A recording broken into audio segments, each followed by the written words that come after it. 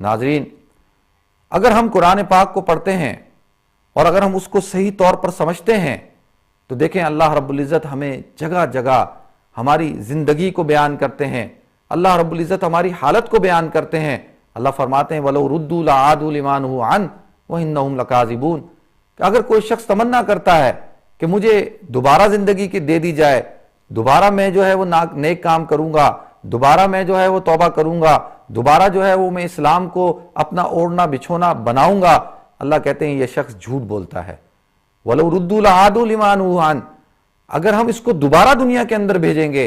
لَعَادُوا دوبارہ بھیجیں گے، لِمَا نُهُوا عَنْهُ تو یہ وہی کام کرے گا جس کام سے ہم نے اس کو روکا تھا۔ وَإِنَّهُمْ لَكَاذِبُونَ، کیونکہ یہ جھوٹا ہے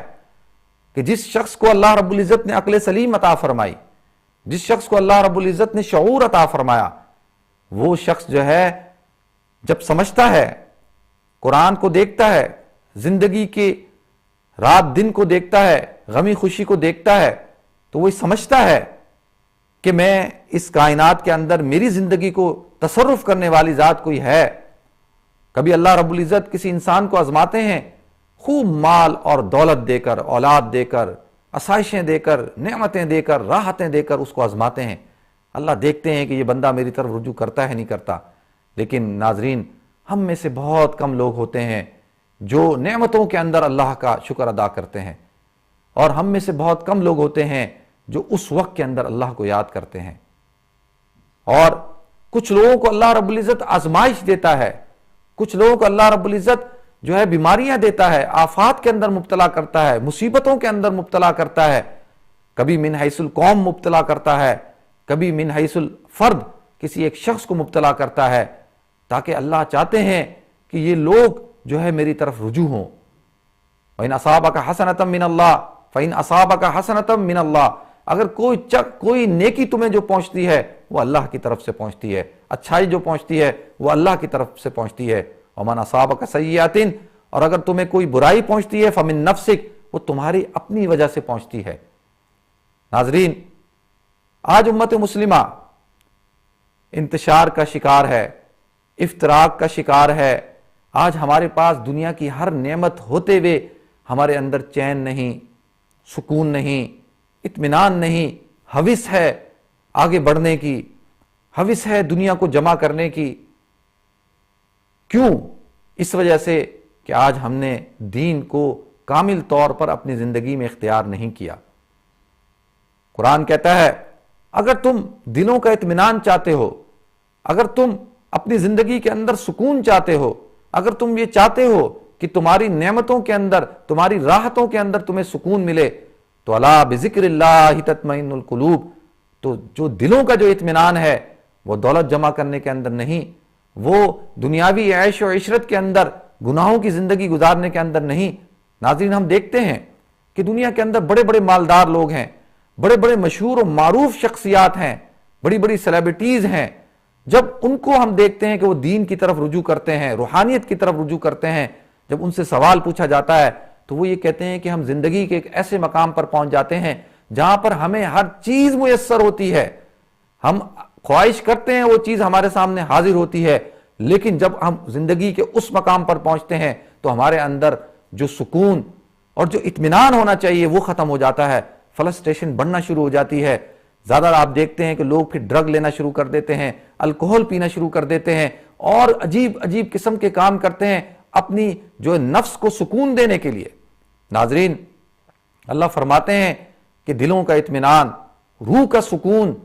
یہ باطن کا ستون جو ہے وہ میں نے الا بذکر اللہ تطمئن القلوب، میں نے اپنے ذکر کے اندر دلوں کا اطمینان رکھا ہے۔ ناظرین، ذکر، اللہ رب العزت کی یاد، اللہ رب العزت کے دین کی بقا، اس کے اوپر چلنا اور اس کے مطابق زندگی گزارنا، اس کا نام ہے اللہ کا ذکر۔ قرآن کیا کہتا ہے؟ انا نحن نزلنا الذکر وانا لہ لحافظون، کہ ہم نے اس ذکر کو اتارا ہے، ذکر سے مراد قرآن پاک ہے، وانا لہ لحافظون، اور ہم ہی اس کے محافظ ہیں۔ ایک جگہ قرآن پاک کیا ارشاد فرماتا ہے؟ وذکر فإن الذکریٰ تنفع المؤمنین، کہ یاد دہانی کراؤ، نصیحت کراؤ، کیا قرآن پڑھ کر سناؤ، یہ نفع دیتا ہے مومنین کو۔ ناظرین، اب سوال یہ اٹھتا ہے، ایک انسان توبہ کر لیتا ہے، اور وہ اپنی زندگی کو صحیح راستے پر ڈال دیتا ہے، لیکن پھر اس کے ساتھ گناہ ہو جاتا ہے، پھر وہ کیا کرے؟ یہ سوال اللہ کے رسول سے صحابہ نے پوچھا تو اللہ کے رسول صلی اللہ علیہ وسلم نے فرمایا کہ قرآن کہتا ہے جب شیطان کو اللہ رب العزت نے راندہ درگاہ کیا تو اس نے کہا کہ اس بنی آدم کی وجہ سے میرا جو مقام تھا، میری جو قربیت تھی وہ ختم ہوئی ہے، تو لہذا میں اس سے بدلہ لوں گا اور میں اس کو گمراہ کروں گا۔ اور اس نے اللہ رب العزت سے درخواست کی کہ الی یوم الوقت المعلوم، کہ مجھے ایک وقت مقرر تک جو ہے وہ مہلت دے دی جائے تاکہ میں قال فبعزتک لاغوینہم اجمعین، کہ میں تیری عزت کی قسم کہ میں ان سب کو جو ہے وہ گمراہ کروں گا۔ اللہ نے فرمایا الا عبادک المخلصین، لیکن میرے جو مخلص بندے ہیں ان کے اوپر تیرا کوئی زور نہیں چلے گا۔ ناظرین، یہ مکالمہ ہے، شیطان کہتا ہے کہ میں تیرے بندوں کو بہکاتا جاؤں گا، ان کو گناہوں پہ ڈالتا جاؤں گا، اے اللہ تیری عزت کی قسم، تیرے جلال کی قسم۔ اللہ فرماتے ہیں میری عزت کی قسم، میرے جلال کی قسم، جب تک میرے بندے توبہ کرتے جائیں گے، گناہ ہو جائے گا توبہ کریں گے، میں ان کی مغفرت کرتا جاؤں گا، ان کی توبہ کو قبول کرتا جاؤں گا۔ الا من تاب وآمن وعمل صالحا، کہ جو شخص توبہ کرتا ہے پھر ایمان لاتا ہے اور نیک اعمال کرتا ہے، فاولئک یبدل اللہ سیئاتہم حسنات، تو اللہ رب العزت اس کی جو برائیاں ہیں ان کو نیکیوں سے بدل دیتے ہیں۔ ناظرین، اب انسان کس طور پر بچ سکتا ہے؟ دیکھیں، ایک شخص ہے اس کو شراب پینے کی عادت ہے، تو لہذا وہ شراب خانے سے دور رہے، جب سپر مارکیٹ میں جائے تو اس سیکشن میں نہ جائے جہاں پر الکوہل پڑی ہوتی ہے، اور ایسے دوستوں سے دور رہے جن کے ساتھ بیٹھ کر وہ شراب پیا کرتا تھا۔ یعنی حدیث میں آتا ہے یہاں تک کہ جو وہ برتن جن کے اندر جو گلاس ہوتے ہیں جن کے اندر وہ شراب پیا کرتا تھا، ان برتنوں کو توڑ دے، ان کو پھینک دے،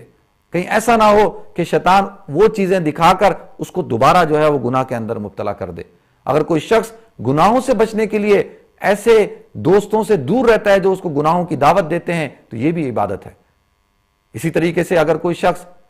اور کسی قسم کے گناہ کے اندر مبتلا ہے تو اس کو چاہیے کہ وہ ایسے مواقع سے، ایسی جگہوں سے بچے جہاں پر ہو سکتا ہے کہ وہ گناہ کے اندر ملوث ہو جائے۔ اور پھر ایک دفعہ جب ایک شخص توبہ کر لیتا ہے کہ میں گناہ نہیں کروں گا، ایک شخص توبہ کرتا ہے کہ میں زنا نہیں کروں گا، تو ناظرین اس کے بعد وہ اس سوچ کو بھی نہ لائے، یعنی جو اس کی پچھلی زندگی ہے اس کے بارے میں وہ سوچے بھی نہ، کہیں ایسا نہ ہو کہ شیطان وہ پچھلی زندگی کے خیالات اور جو وقت اس نے جو گزارا ہے وہ اس کے ذہن میں ڈالے اور وہ ذہنی طور پر تصور کرے اور تصور کے اندر دوبارہ جو ہے اس سے لذت حاصل کرے، اور پھر شیطان اس کے دل کے اندر وسوسہ ڈالے کہ تجھے کتنا مزہ آیا تھا کہ تو نے جوا کھیلا تھا، تجھے کتنا مزہ آیا تھا کہ تو نے شراب پی تھی، تجھے کتنا مزہ آیا تھا کہ تو نے غیبت کی تھی، تجھے کتنا مزہ آیا تھا کہ تو نے زنا کیا تھا۔ تو اب دوبارہ جو ہے شیطان اس کے اندر امنگیں پیدا کرے گا، کیونکہ شیطان نے یہ قسم کھائی ہوئی ہے اور یہ اللہ کی طرف سے اس کو مہلت ہے۔ ناظرین، ہماری جو جنگ ہے وہ شیطان کے ساتھ جنگ ہے، اور اللہ رب العزت فرماتے ہیں کہ جو شخص اس جنگ کے اندر کبھی شیطان اوپر، کبھی رحمان اوپر، کبھی شیطانی خواہشات اوپر، کبھی رحمانی خواہشات اوپر، اور اسی کشمکش کے اندر الایمان بین الخوف والرجاء، کبھی خوف کی کیفیت ہے، کبھی امید کی کیفیت ہے، کبھی گناہ ہو جاتا ہے تو خوف پیدا ہوتا ہے، اللہ سے مانگتے ہیں، اور کبھی اچھائی کی نعمت ملتی ہے، نیکی کی نعمت ملتی ہے، اور اس پر امید کرتے ہیں کہ اللہ رب العزت ہماری مغفرت کر دے گا۔ ناظرین، یہ ہم آج توبہ کے اوپر اور اپنی زندگی کو بدلنے کے اوپر جو ہے گفتگو کر رہے تھے۔ ایک مختصر سے بریک کی طرف جاتے ہیں، انشاءاللہ بریک کے بعد پھر حاضر ہوں گے۔ ناظرین، میں ایک دفعہ آپ کو پھر رمضان ہمارے ساتھ میں خوش آمدید کہتا ہوں۔ الحمدللہ اللہ کے فضل سے ہم پروگرام کے پہلے حصے میں وقفے سے پہلے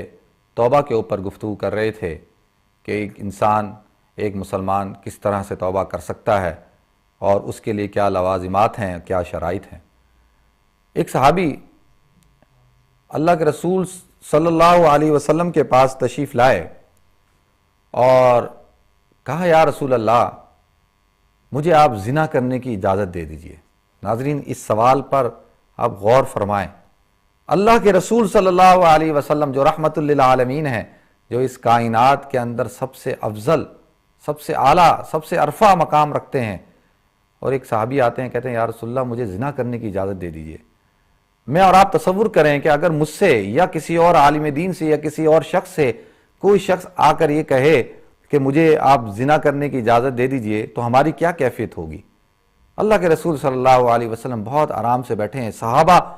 بیٹھے ہوئے ہیں آس پاس، اور صحابہ ایک دم چیخ پڑتے ہیں کہ یہ کون سی نونسنس، یہ کس قسم کی گفتگو کر رہا ہے یہ شخص، اور ایک دم غصے کا اظہار کرتے ہیں۔ تو حضور اکرم صلی اللہ علیہ وسلم ان کو اشارہ فرماتے ہیں کہ آرام سے بیٹھ جاؤ۔ تو اللہ کے رسول صلی اللہ علیہ وسلم نے بڑی پیار اور محبت سے اس صحابی سے کہا، کیا تو اس بات کو پسند کرتا ہے کہ کوئی شخص تیری ماں کے ساتھ زنا کرے؟ اس نے کہا یا رسول اللہ نہیں، اس بات کو میں پسند نہیں کرتا۔ پھر اللہ کے رسول صلی اللہ علیہ وسلم نے فرمایا، کیا تو اس بات کو پسند کرتا ہے کوئی شخص تیری بہن کے ساتھ زنا کرے؟ اللہ کے رسول صلی اللہ علیہ وسلم اس نے کہا میں اس چیز کو پسند نہیں کرتا۔ پھر اللہ کے رسول نے کہا تو اس بات کو پسند کرتا ہے تیری بیٹی، تیری بیوی؟ اس نے کہا اللہ کے رسول سے فرمایا یا رسول اللہ میں اس بات کو پسند نہیں کرتا۔ تو اللہ کے رسول صلی اللہ علیہ وسلم نے فرمایا تو پھر جس سے تو زنا کرے گا وہ بھی کسی کی ماں ہوگی، کسی کی بیٹی ہوگی، کسی کی بہن ہوگی، کسی کی بیوی ہوگی۔ اور حضور اکرم صلی اللہ علیہ وسلم نے اس کے سینے پہ ہاتھ رکھا۔ ناظرین آپ اندازہ کریں کہ کتنے خوبصورت انداز سے اللہ کے رسول صلی اللہ علیہ وسلم نے اس کے اندر اس گناہ کی نفرت کو ڈال دیا اور ہاتھ رکھ کے دعا کی کہ اللہ اس کے اندر سے یہ جو جذبات ہیں ان جذبات کو ختم فرما دے۔ ناظرین یہ تھے اللہ کے رسول صلی اللہ علیہ وسلم جو رحمت، شفقت، درگزر، اور کس طرح سے انہوں نے اصل میں وہ اس صحابی کی تربیت نہیں تھی، یہ میری اور آپ کی، ہم سب کی تربیت تھی۔ یہ قیامت تک کے آنے والے آخری انسان، آخری مسلمان تک یہ پیغام تھا کہ جس وقت تم اس گناہ کے اندر مبتلا ہو تو 2 منٹ کے لیے تصور کرو کہ یہی گناہ اگر کوئی تمہارے گھر والوں کے ساتھ کرے تو تمہیں کیا فیلنگ ہوگی۔ آج جب میں خبریں پڑھتا ہوں، سنتا ہوں، معاشرے کے اندر دیکھتا ہوں ہمارے نوجوان لڑکے اور لڑکیاں کس طریقے سے ایک آزادانہ زندگی گزار رہے ہیں، ان کے اندر اس بات کا احساس ہی نہیں۔ ہمارے نوجوان تو دور کی بات، بڑی عمر کے لوگ جو ہے کتنا اس گناہ کے اندر مبتلا ہیں۔ ناظرین اللہ کے رسول صلی اللہ علیہ وسلم نے فرمایا کہ یہ بہت ہی عظیم گناہ ہے۔ جب آدمی اس گناہ کے اندر ملوث ہوتا ہے اس حالت کے اندر اللہ اس کے ایمان کو نکال لیتے ہیں، اور جب وہ فارغ ہوتا ہے دوبارہ جب کلمہ پڑھتا ہے، دوبارہ جب غسل کرتا ہے تو پھر دوبارہ اس کے اندر ایمان جاتا ہے۔ اگر اس دوران اس کی موت ہو جائے تو علماء کہتے ہیں کہ کفر کے حالت میں اس کے انتقال ہوا۔